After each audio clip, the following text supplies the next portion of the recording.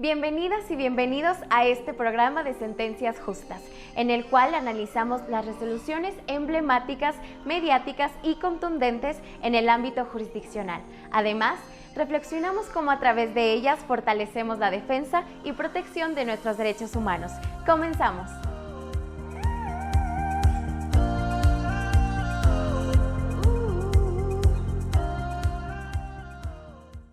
¿Cómo están?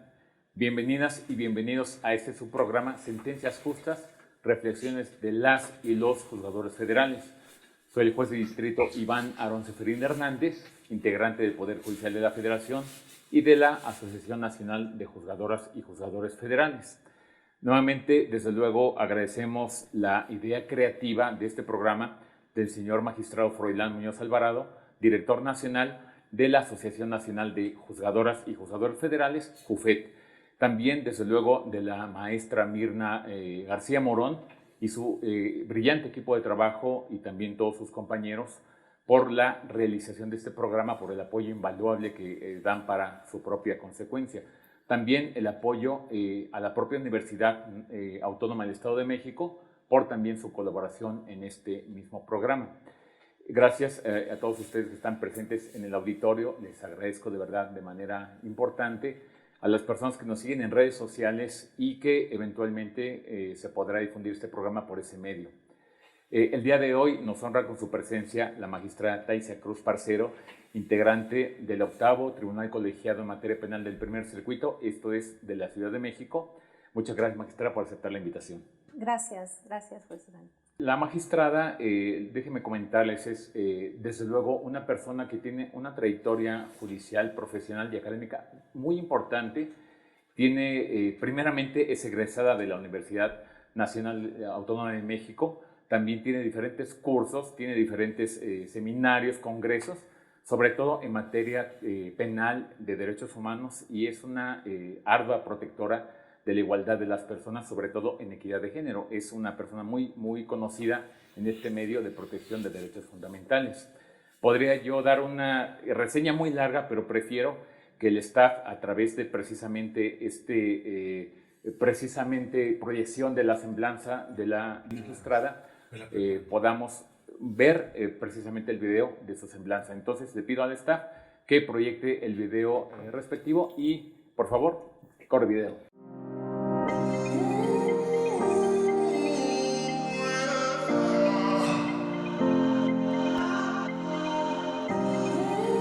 Taisia Cruz Parcero es licenciada en Derecho por la Universidad Nacional Autónoma de México. Es especialista en Derecho Penal y en Delincuencia Organizada por el Instituto Nacional de Ciencias Penales y cuenta con una especialización judicial por el Instituto de la Judicatura Federal.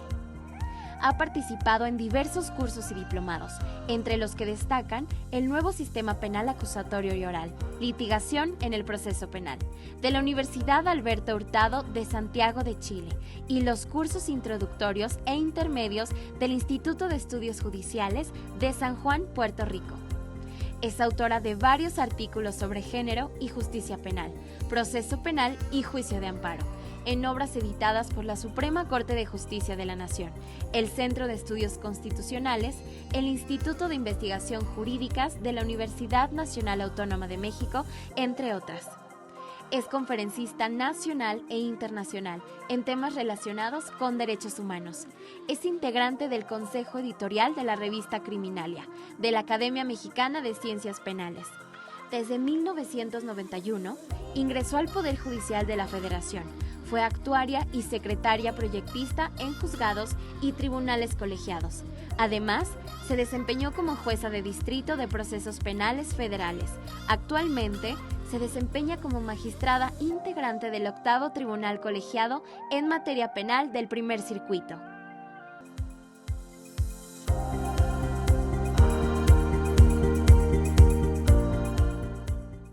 Bien, como podemos notar, la magistrada tiene un gran perfil académico, judicial y profesional. De hecho, como lo dijimos hace un momento, ella es muy conocida por privilegiar la protección de los derechos fundamentales y la igualdad de las personas.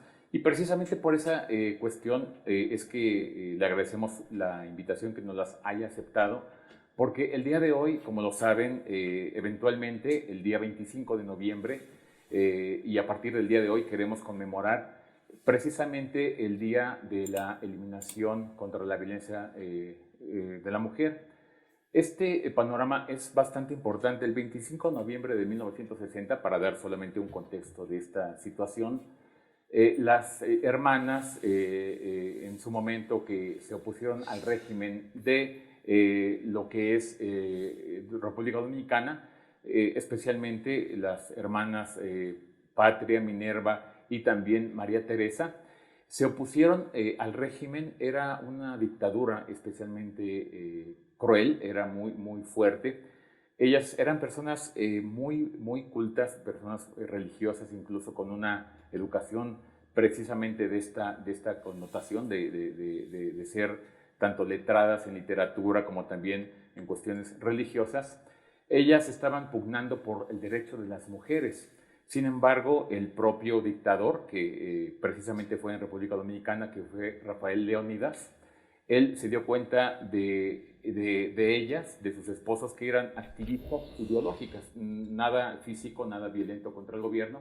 La ideología era luchar contra la igualdad, más bien privilegiar la igualdad y luchar contra la desigualdad de precisamente las personas. Entonces ellas fueron detenidas, estuvieron 3 años en prisión, las dejaron en libertad, pero esto fue más bien una estrategia del gobierno. Cuando las dejan en libertad, las detienen de una manera muy violenta, de hecho las torturan durante mucho tiempo, las asesinan, las matan a través de golpes, fueron policontundidas ellas y fue algo muy cruel. Entonces el gobierno dominicano en su momento, para poder esconder el evento, las metió los cuerpos en un automotor y hizo aparentar que era un accidente automovilístico. El pueblo se dio cuenta de esta situación, desde luego se levantaron contra el propio régimen dictador, y entonces lo que sucedió con el tiempo fue que un año después el dictador cayó asesinado por su propio pueblo. Entonces estas mujeres mártires fueron la referencia para que en su momento la Asamblea General de Naciones Unidas decretara en 1999, el 25 de noviembre, el Día Internacional contra la Eliminación de la Violencia de la Mujer. Y por eso es que el día de hoy estamos conmemorando a estas mujeres mártires, estamos conmemorando desde luego también lo que es la fecha misma, la memoria de ellas, y se va a proyectar en un momento más, y la señora magistrada nos va a explicar precisamente lo relativo a un caso en particular. Es una mujer que fue procesada y fue sentenciada por un delito de secuestro a 30 años de prisión por las autoridades locales, y la magistrada intervino en el amparo directo. Desde luego sabemos que nuestro público puede ser abogados o no abogados. Para dar al menos un contexto de lo que es el amparo directo, voy solamente a citar que una persona es sentenciada en una primera instancia, en un juicio por un juez de primera instancia. Suponiendo que fuera una sentencia condenatoria, una vez que tiene esta sentencia condenatoria, puede apelar la determinación, y entonces un tribunal superior va a conocer del recurso de apelación. En este caso la condenaron a 30 años, el Tribunal Superior del juez confirmó la sentencia de 30 años, y entonces la última instancia, que prácticamente es un juicio de amparo, es precisamente el amparo directo, donde ya no la autoridad local conoce del asunto, sino los tribunales federales, las autoridades federales, que es precisamente la magistrada, una integrante del tribunal colegiado, que como es un órgano terminal, va a resolver, desde luego, en definitiva, el asunto en concreto. Entonces, para poder explicarlos un poco mejor, de manera, desde luego, más asequible para todos nosotros, vamos a proyectar un video temático del caso en particular, y le pido al staff que preparamos este video, que lo proyecte para estos niños. Corre video, por favor. El 17 de abril de 2013, a mediodía en los barrios de La Lagunilla y Tepito de la Ciudad de México, varios sujetos se hicieron pasar por policías y secuestraron a 2 personas al interior de un estacionamiento público. Ahí los despojaron de sus pertenencias y llamaron a sus familiares para pedir dinero, con el objetivo de liberarlos y no ponerlos a disposición del Ministerio Público por presunta posesión de drogas. Ante esta situación, los familiares de los secuestrados depositaron 10,800 pesos en una cuenta de Electra a nombre de Leticia N., quien era pareja de uno de los secuestradores. Posteriormente, la pareja fue a la sucursal a cobrar ese dinero. Por estos hechos, Leticia N. fue sentenciada a 30 años de prisión por el delito de privación de la libertad, en su modalidad de secuestro express, y el delito de extorsión. A pesar de que Leticia apeló la determinación, la sala correspondiente confirmó la sentencia y fue enviada a la cárcel. Derivado de esta sentencia, Leticia N. promovió un juicio de amparo directo del cual conoció el 8º Tribunal Colegiado en materia penal del Primer Circuito, y cuya ponente fue la magistrada Taísia Cruz Parcero, quien consideró que hubo fuertes violaciones a los derechos fundamentales de la sentenciada, bajo los siguientes argumentos. Leticia no conocía el origen ilícito del dinero. La sentenciada sufría violencia por parte de su pareja, la golpeaba, la sometía física y psicológicamente. Asimismo, la obligaba a recibir dinero en su cuenta y no le daba derecho a preguntar de dónde provenían los recursos. Incluso, en varias ocasiones, la engañó diciéndole que el dinero era producto de una tanda. Leticia era amenazada con golpes y armas por su pareja, pues una vez intentó herirla con un cuchillo y ahorcarla. Asimismo, le quemaba la ropa y le decía que su hijo y sus padres sufrirían las consecuencias de no hacerle caso. Antes del secuestro y en 2 ocasiones, Leticia denunció penalmente a su pareja por violencia familiar. Casi diario era golpeada brutalmente y él la amenazaba con quitarle a su hijo. Ante este hecho, los médicos certificaron sus lesiones. Un mes después del secuestro, ella abandonó su casa junto con su hijo por la violencia a la que era sometida. En este sentido, el 8º Tribunal Colegiado en materia penal del Primer Circuito resolvió por unanimidad amparar a Leticia bajo las siguientes consideraciones. 1. Se revictimizó a Leticia al no advertir que era sometida, dominada y golpeada por su pareja. Estos hechos debieron apreciarse y juzgar el asunto bajo una perspectiva de género. 2. Las autoridades violaron la presunción de inocencia, pues infirieron que ella conocía el origen del dinero, solo porque el dinero fue depositado en su cuenta. 3. Las autoridades ministeriales tampoco hicieron caso de las denuncias de Leticia por violencia familiar. En este sentido, no se acreditaba que ella hubiera actuado con dolo. En consecuencia, el Tribunal de Amparo ordenó su inmediata libertad. Ante este panorama y dada la relevancia del tema, la magistrada Taísia Cruz Parcero nos explicará las consideraciones de su resolución. Pues como podemos ver, es un caso realmente interesante de protección de derechos fundamentales de la mujer. Este programa, como lo sabemos, está diseñado para que los juzgadores nos quitemos la toga, nos pongamos la camisa de la sociedad y expliquemos las consideraciones de la resolución. No hay nada más importante que conocer quién emitió la resolución para saber cuáles fueron su decisión en sí y las consideraciones para abordar ese tema. Entonces, magistrada, te pido por favor si nos puedes narrar este contexto de lo que es tu caso en concreto. Bien, muchas gracias, pues Iván, agradezco mucho la invitación a este programa, agradezco mucho a JUFED y desde luego a la Comisión Estatal de Derechos Humanos y por lo que entiendo también a la Universidad Autónoma del Estado de México. Es un gusto estar con ustedes. Y bien, como se advierte aquí del resumen que se hizo en el video, pues en realidad aquí efectivamente resolvimos en el tribunal de mi adscripción, en el que 3 magistradas, integrantes del 8º Tribunal Colegiado, concedimos el amparo a Leticia N. Y básicamente se trataba de una mujer joven de 21 años, sentenciada a 30 años de prisión por esos hechos que fueron ya explicados de manera breve.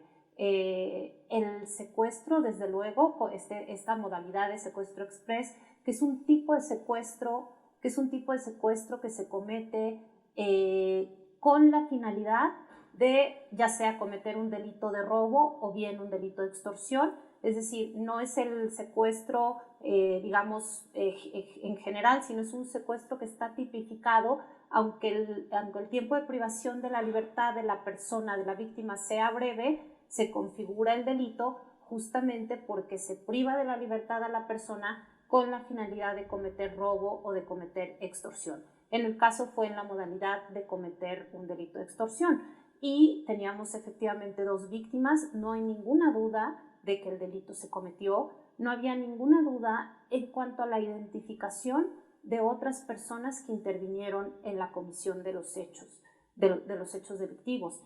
Efectivamente se trataba de una banda de policías que interceptó a 2 jóvenes en la Ciudad de México, les dijo que los iba a revisar y que por la droga que supuestamente les habían encontrado, los llevaron a un estacionamiento, los golpearon, los humillaron, los insultaron y además los tuvieron bajo la amenaza de que si su familia no les depositaba cierta cantidad de dinero, ellos iban a ser presentados ante las autoridades del Ministerio Público. Uno de estos jóvenes, su familia recibió la llamada y dijo que no tenían dinero y que no creían que su familiar pudiera estar involucrado en un delito de esa naturaleza y que adelante, que lo presentaran ante el Ministerio Público. La familia de la otra víctima, ante la desesperación y la amenaza de ser inculpado falsamente por la comisión de un delito contra la salud, pues lo que hizo fue hacer este depósito de dinero efectivamente en la cuenta cuya titular era Leticia y además con lo que también quedó acreditado es que la propia Leticia acudió a retirar el dinero en cuanto el dinero ya estuvo en sus manos y se entregó a otra de las personas involucradas, fueron liberadas ambas víctimas. En este contexto, al analizar efectivamente la sentencia que dictó el Tribunal Superior de Justicia, es decir, la sentencia que se dictó en apelación, lo que vimos es que hay un discurso que se repite, que se trata de replicar, que se trata de hacer sensibles a los juzgadores y juzgadoras, a todos los operadores del sistema de justicia, en el sentido de unas alertas que se nos deben, digamos, activar a todas las personas que estamos en el sistema de procuración de justicia y de administración de justicia cuando hay una mujer involucrada. No solo cuando la mujer puede ser víctima de un delito, como lo sabemos, y no es digamos, el tema de la charla de hoy, a pesar de que, como nos platica nuestro anfitrión, estas pláticas se dan en el contexto de los 16 días para conmemorar lo que se ha estatuido como el día para erradicar la violencia contra las mujeres. Lo cierto es que aquí, cuando hablo de estas alertas que se deben activar, me refiero a mujeres implicadas en asuntos, estoy hablando de la materia penal, pero desde luego en todos los casos que tienen que ver con el sistema de justicia, en donde estas mujeres no solamente tienen el carácter de víctimas, sino también pueden tener el carácter de acusadas, de probables responsables de un delito o de ya sentenciadas por la comisión de un delito. Pues en este caso, a pesar de esas alertas en donde hay una mujer joven, 21 años, sentenciada a 30 años de prisión, y en donde se hace una lectura de la sentencia, digamos que en esa organización, en donde todos son varones y son policías, hay otras personas que participan, que no tienen este carácter de servidores públicos, pero están participando de alguna manera en los hechos, y siendo ella la única mujer implicada, de cualquier modo se analiza su caso en bloque, es decir, no se establece ninguna diferencia. ¿Qué pudo pasar con esta persona en su condición de mujer? ¿Por qué pudo haber cometido el delito? ¿Lo cometió o no? Es cierto que padecía una situación de violencia o no padeció una situación de violencia. Bien, todo esto que debe ser analizado en un caso así, no fue visto por la sala responsable, es decir, no fue visto por el Tribunal de Apelación, desde luego no fue visto tampoco por el juzgador de instancia, cuando decidieron dictar una sentencia condenatoria y después confirmar esa sentencia condenatoria. Lo que tenemos después aquí en el tribunal colegiado, en el juicio de amparo directo, que ya es este juicio que las personas pueden promover para quejarse de violaciones a sus derechos humanos cuando ya tienen una sentencia definitiva. Lo que advertimos en el tribunal colegiado, las otras dos magistradas integrantes del pleno y yo misma, fue justamente que es un caso en donde, existiendo la obligación de juzgarlo con perspectiva de género, ninguno de estos temas fue visibilizado por la sala responsable. De hecho, cuando la sala se hace cargo del alegato de la sentenciada, en el sentido de mi pareja sentimental me golpeaba, mi pareja me amenazaba con llevarse a mi hijo, con lastimar a mis padres, levanté 2 actas, se exhibieron copias de las actas de las denuncias presentadas ante el Ministerio Público por los golpes, por incluso algún tema de ahorcamiento, estando certificados de las lesiones que levantaron otras autoridades. Cuando la sala se hace cargo de todo esto, la respuesta que le da a Leticia es, bueno, esto es muy sencillo. Si tú pudiste denunciar la violencia, también podías haber denunciado los delitos que cometía tu pareja. Y con base en eso, con un argumento tan simple, tan, tan insensible y tan estereotipado, en una manera de exigirle a una persona que en ese momento está siendo víctima de una situación familiar violenta, exigirle un modelo de comportamiento que, a juicio de los juzgadores de apelación, de las juzgadoras de apelación, era necesario para a ver si lograba eximirse responsabilidad. Lo cierto es que aquí, insisto, viendo este contexto, que creo que lo importante es eso, que las juzgadoras y los juzgadores tengamos la capacidad de ver estas alertas, porque, ojo, no quiere decir que en todos los casos, cuando hay una mujer, ya sea como sujeto activo de un delito o como víctima, no quiere decir que en todos los casos haya un tema que con perspectiva de género tengamos que entrar para subsanar esas violaciones, para igualar, digamos, la manera en que se juzga a las personas. No en todos los casos, pero sí el solo hecho de que se trate de una mujer y con el ingrediente muy evidente en donde ella manifestó desde sus primeras declaraciones ser víctima de violencia en su entorno familiar por parte de uno de los sujetos involucrados en el delito, pues esto evidentemente que nos hizo prender todas las alertas del caso para, aplicando perspectiva de género, establecer: 1.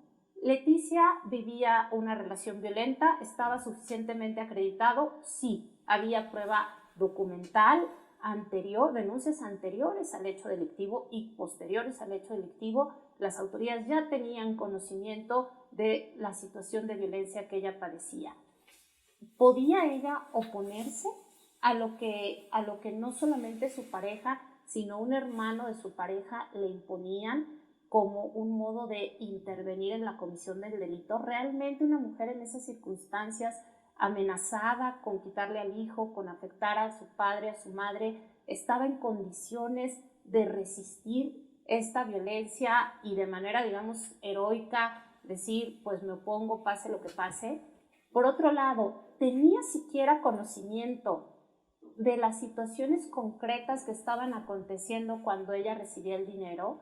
Es decir, ¿qué prueba había, qué prueba existía de que ella sabía que ese dinero que retiró era a cambio de la libertad de una persona que estaba en ese momento sometida? Es decir, que ese dinero era producto de la extorsión que se cometía mediante la privación de la libertad de la persona.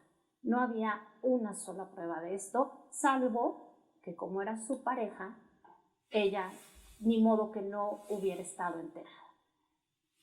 ¿Qué nos dice esto? ¿Qué invisibiliza una sentencia así?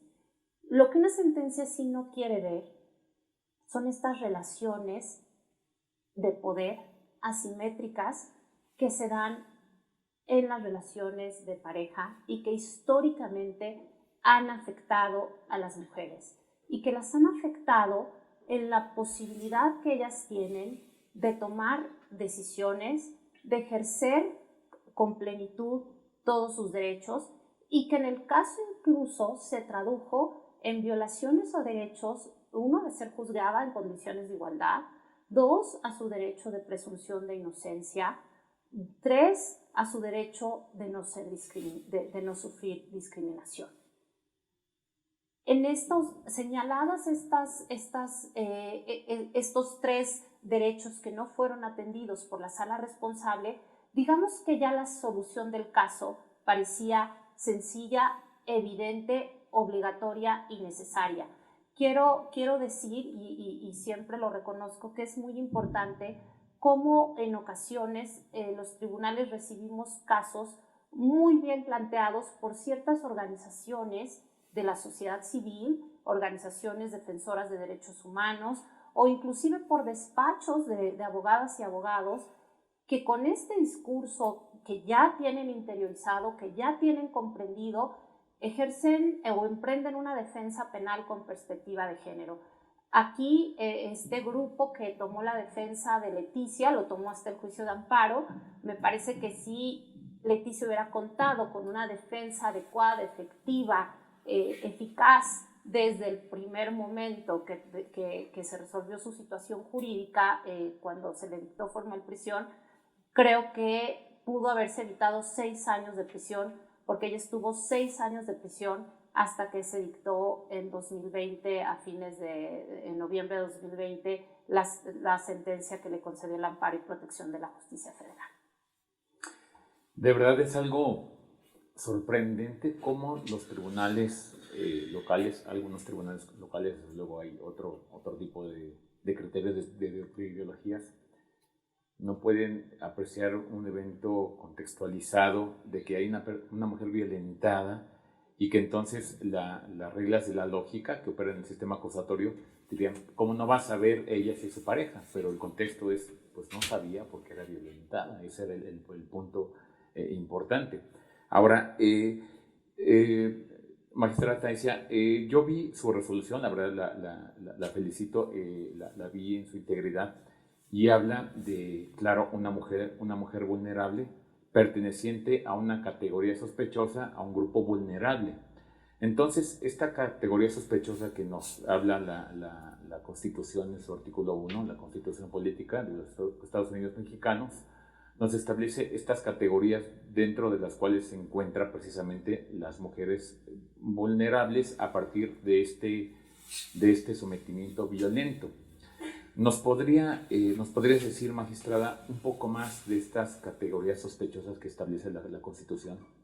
Sí, gracias, pues Iván. Sí, lo que sucede es eso, que cuando tenemos una metodología como la de perspectiva de género, que no es más que una herramienta o una manera de abordar el análisis de los casos, justamente para visibilizar cuando una persona involucrada en un caso concreto puede estar sufriendo discriminación, como lo menciona en el caso por razones de género, que se relacionan con su sexo, es decir, con su condición de mujer.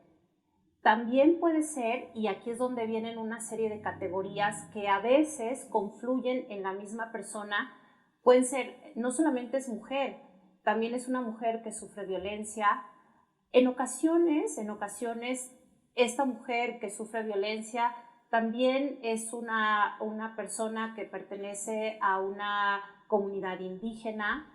A veces hay condiciones de pobreza que agudizan las circunstancias de vulnerabilidad, pero en el caso concreto también de las personas que están acusadas de delitos que ameritan prisión preventiva, digamos, obligatoria, como le llamamos ahora, oficiosa, la situación de una persona privada de la libertad también es una condición de vulnerabilidad que constituye un obstáculo para el pleno ejercicio de los derechos. Es muy difícil emprender una defensa penal efectiva cuando la persona ya está privada de la libertad.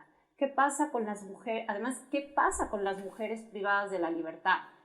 Particularmente sufren un aislamiento en su familia, la disolución de los vínculos familiares. Muchas veces pierden la relación con sus hijos e hijas, y también en un alto porcentaje las mujeres privadas de la libertad quedan abandonadas cuando están internas en los distintos penales de la República. No sucede lo mismo con los varones, con los hombres.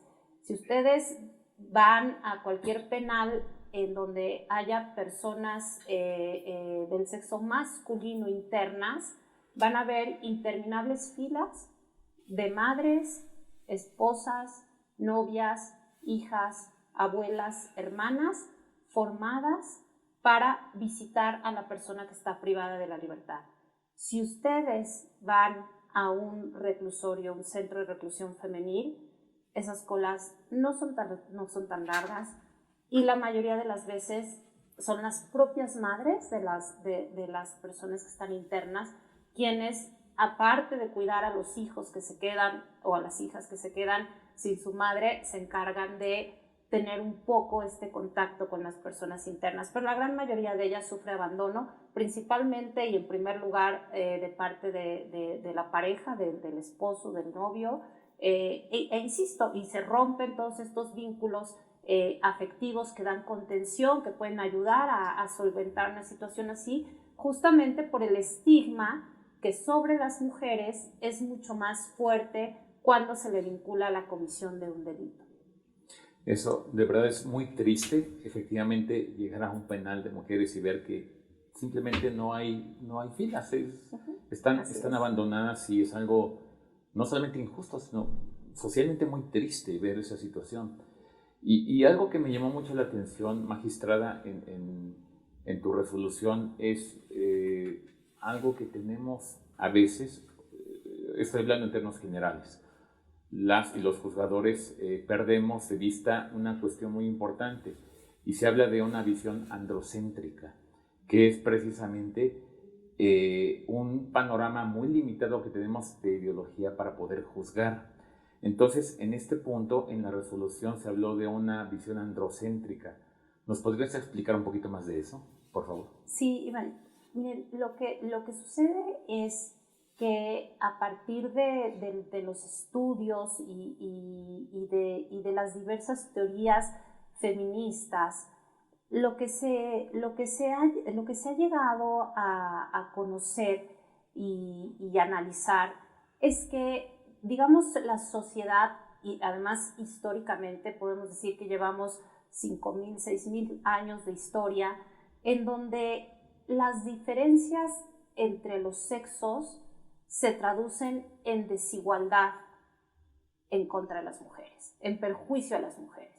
Es decir, esas diferencias que algunas, si se quieren, y aceptamos, digamos, son naturales, se magnifican para darles una carga, para darles un sentido y para considerarlas, esas diferencias, un fundamento de desigualdad, de abuso de poder, de sumisión, de opresión en contra de las mujeres.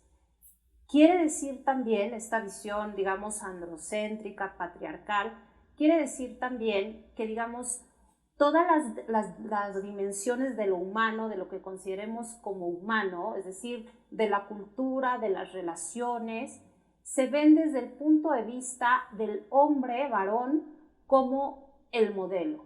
Y entonces, todos estos problemas y las soluciones a los problemas que se dan en la vida social se abordan desde el punto de vista del varón, del hombre, como el paradigma, como el modelo de la humanidad, y sin ver las necesidades específicas de las mujeres.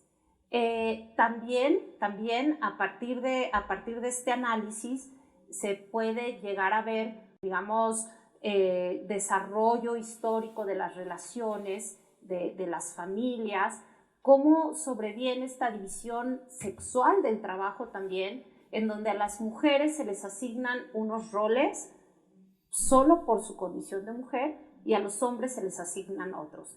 Casualmente se perpetúa una división del mundo de las cosas, digamos una división que es binaria, lo masculino, lo femenino, y entonces a lo femenino se le atribuyen características como por ejemplo de la debilidad, pero además pues las mujeres somos muy aptas para los cuidados, bueno, entonces quédate en casa. En cambio los hombres pues tenemos una fortaleza y tenemos la capacidad de atender el mundo hacia afuera, entonces nos ocupamos de lo público, pero la mujer se ocupa de lo privado. Y a partir también de esta división sexual del trabajo es que terminamos en esta segregación, en estos dos mundos, en donde las mujeres tenemos asignados unos roles, los hombres tienen asignados otros roles y, como insisto, casualmente los roles que se asignan a la mujer son los menos valorados socialmente. Y tan no se valoran los roles asignados a la mujer que los trabajos de cuidado no son remunerados, es decir, la mujer que cuida, que realiza las labores del hogar, que cocina, que atiende a los hijos, a las hijas, no recibe una remuneración por eso, porque el trabajo remunerado está fuera, que es el que históricamente han desempeñado los varones. Ahora, no podemos decir que actualmente estamos como si estuviéramos hablando de hace cientos de años, pero lo cierto es que esta desigualdad sigue perpetuándose y sigue afectando de manera diferenciada y con mayor gravedad a las mujeres. ¿Por qué? Porque las mujeres se insertan en un ámbito laboral distinto al de la familia, es decir, salen a trabajar, pero igual tienen las cargas que se tienen en la casa de una manera, digamos, más fuerte, con mayor responsabilidad que respecto de las cargas que asumen los propios varones. Ahora, ¿qué tiene que ver? De repente dicen, bueno, ¿y qué tiene que ver todo esto con un caso penal? ¿Qué tiene que ver todo esto con un caso penal? Que es un caso penal en donde claramente hay una relación de pareja, en donde se dan todas estas características de opresión de una madre en casa violentada por el hombre. Y violentada quiere decir sometida, una mujer que no puede decir no a lo que esta persona, que es su pareja, le ordena realizar, incluso si se trata de un delito. Primero, insisto, porque en el caso concreto ella no tenía conocimiento de que cometió un delito, pero si hubiera tenido conocimiento hubiera dado exactamente lo mismo. Ella no tenía la posibilidad de negarse a cobrar ese dinero que se le imponía cobrar. ¿Es un solo caso? No, no es un solo caso. Esta visión de las cosas desde el punto de vista de los varones se da en muchos casos, se da de manera sistemática en los casos penales. Son muchos casos en donde las mujeres en estas organizaciones delictivas dedicadas al secuestro, dedicadas al tráfico de narcóticos, incluso al tráfico de personas, ¿qué labores se le asignan a una mujer cuando hay una persona privada de la libertad? Labores de aseo y labores de darles alimentación a la persona. En el caso de trata de personas, por ejemplo, ¿qué papel juegan las mujeres? Se dice, bueno, es que ellas enganchan a otras mujeres. Ellas mismas son víctimas de trata y después de haber padecido todo lo que puede padecer una víctima de trata, a fin de evadirse de esas violencias tan graves y esos sometimientos, bueno, entonces se ponen del lado del tratante para enganchar a otras mujeres. Pero si se fijan, normalmente, y les puedo asegurar que en la gran mayoría de los asuntos penales en donde hay mujeres acusadas en la comisión de un delito, cuando hay una cierta organización delictiva, las mujeres tienen un papel subordinado siempre a lo que los varones les ordenan.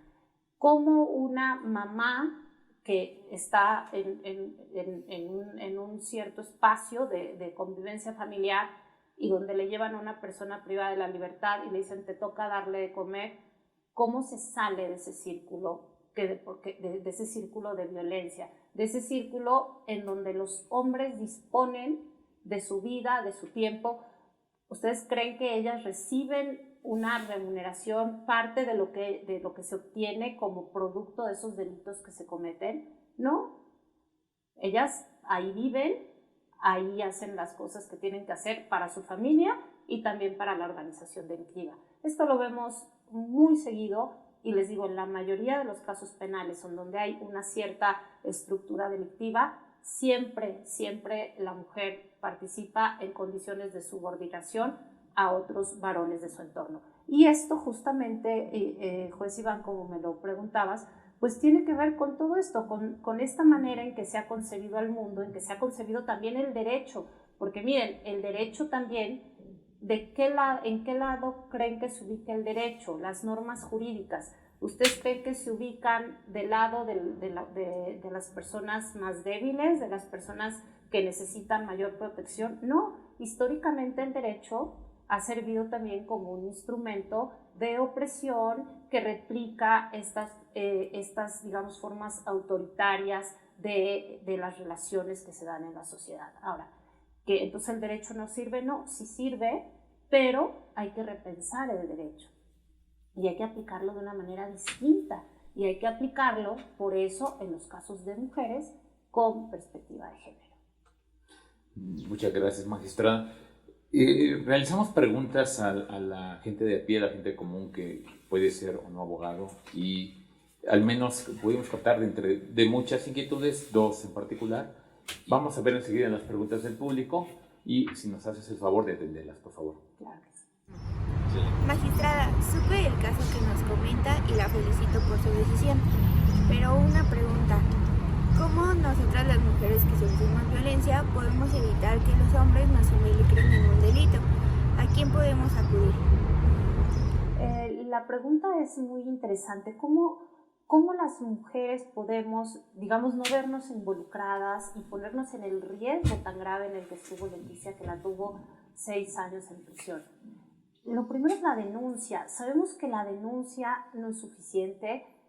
Sabemos que pueden persistir estas prácticas de desatención por parte de las autoridades.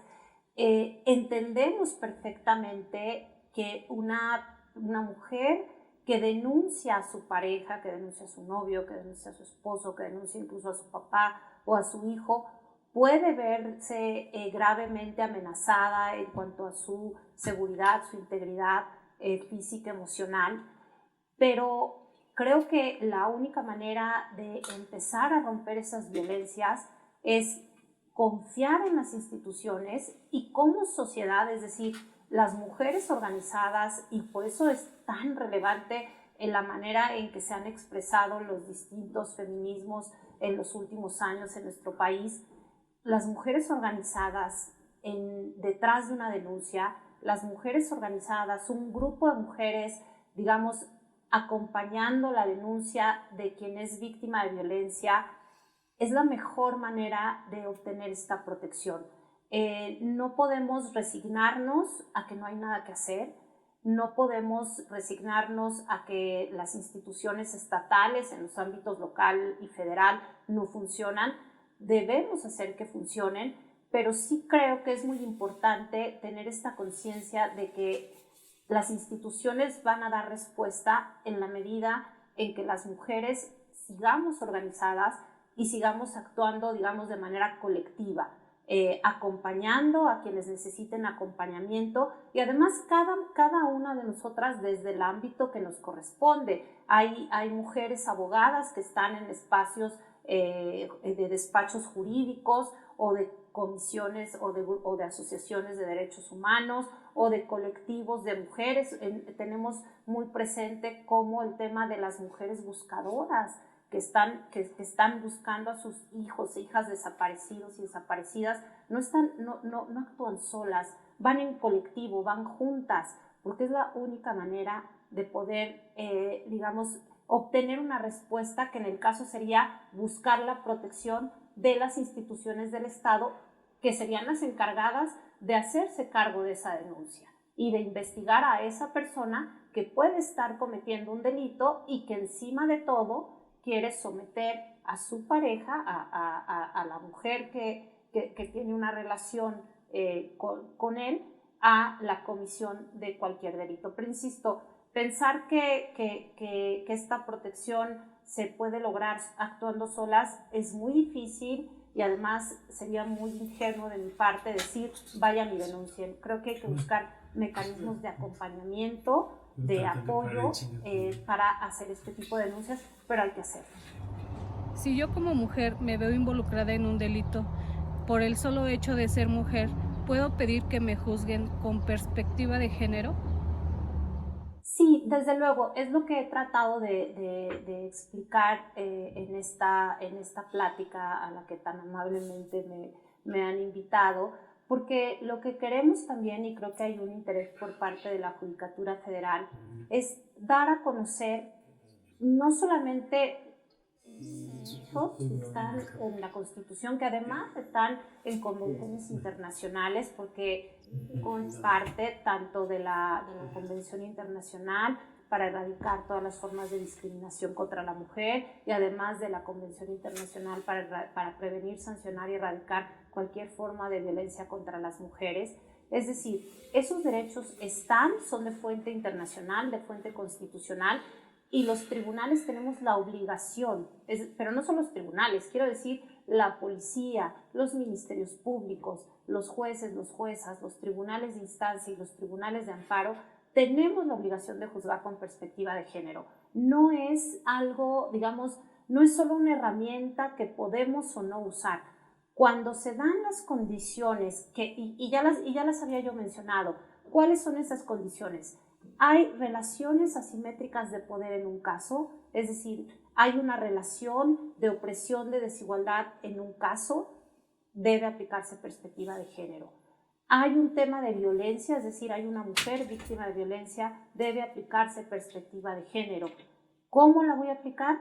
Valorando las pruebas, valorando la situación desde esta perspectiva y con la finalidad de remediar esa desigualdad que, insisto, pareciera que las normas jurídicas que se aplican a un caso penal son neutrales porque se aplican por igual a hombres y mujeres, pero resulta que no lo son y debemos cuestionar esa neutralidad del derecho que estamos aplicando cuando se dan estas circunstancias de mujeres en estas particulares condiciones que mencioné.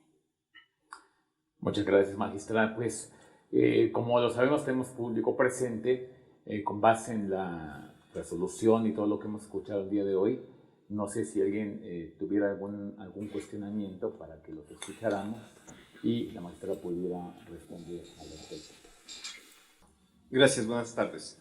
Primero, felicitarla por su excelente y muy bien explicada exposición. Creo que de manera muy clara nos ha expuesto y hemos aprendido esa parte que es tan importante de ver las cosas con perspectiva de género.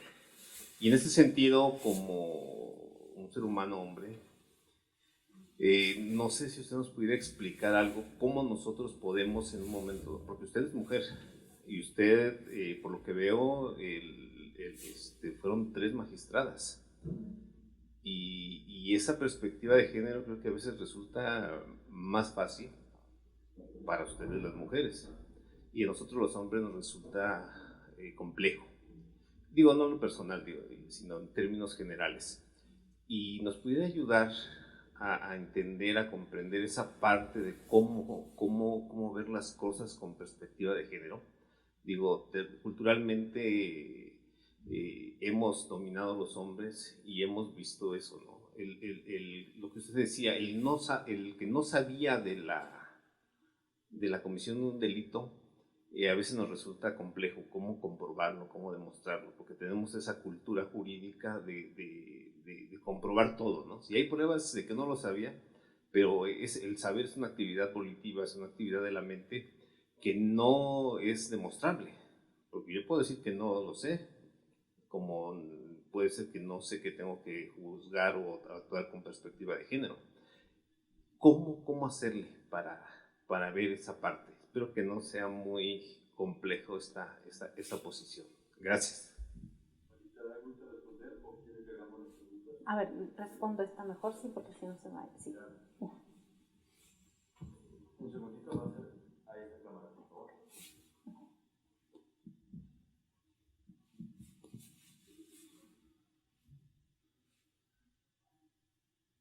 Bien, la pregunta es muy necesaria y ya el hecho de que un hombre, un varón, se haga la pregunta, creo que ya nos hace ver que todo esto puede tener un remedio. Es decir, ya cuando los hombres, los varones, como juzgadores, como servidores públicos o en sus propias relaciones personales, se cuestionan qué puedo hacer yo, qué me toca hacer a mí, cómo puedo, digamos, cuando decimos perspectiva de género, cómo hago para ponerme estos lentes, les decimos estos lentes morados, para ver el mundo de una manera distinta. Creo que lo primero es quitarnos esos estereotipos, este pensamiento, digamos, ya en automático, en donde exigimos o pensamos que las mujeres deben funcionar, deben hacer, deben pensar conforme a los roles que se les han asignado o que se nos han asignado históricamente. Quitarnos estos estereotipos, dejar de esperar una manera de comportarse que es la que probablemente sea la socialmente correcta, aceptada, esperada, es una forma de empezar a ver, de otra forma las mismas cosas. No quiere decir que estemos viendo cosas distintas, el problema es si las podemos ver o no las podemos ver. En un caso así como el de Leticia, ¿qué es lo que no vio esta sala, que además me parece que sí estaba integrada por juzgadores varones? ¿Qué es lo que no vio? No vio que una mujer en condiciones de violencia no puede necesariamente actuar como actuaría cualquier ciudadano. ¿Sí?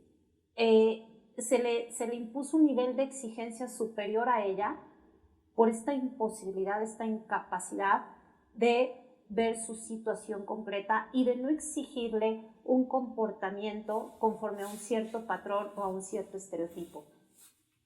Me gusta hablar del caso de cómo ahora se está reconceptualizando la idea de la legítima defensa para los casos de violencia intrafamiliar. Tradicionalmente, la legítima defensa está definida en los códigos penales y desde la dogmática penal tiene que existir una agresión real, actual e inminente para que se justifique repeler esa agresión. Pero ¿qué pasa con una mujer que sabe que cada 8 días su pareja se desaparece el fin de semana, que llega en estado de ebriedad y que llega a golpearla al límite de poner en riesgo su vida?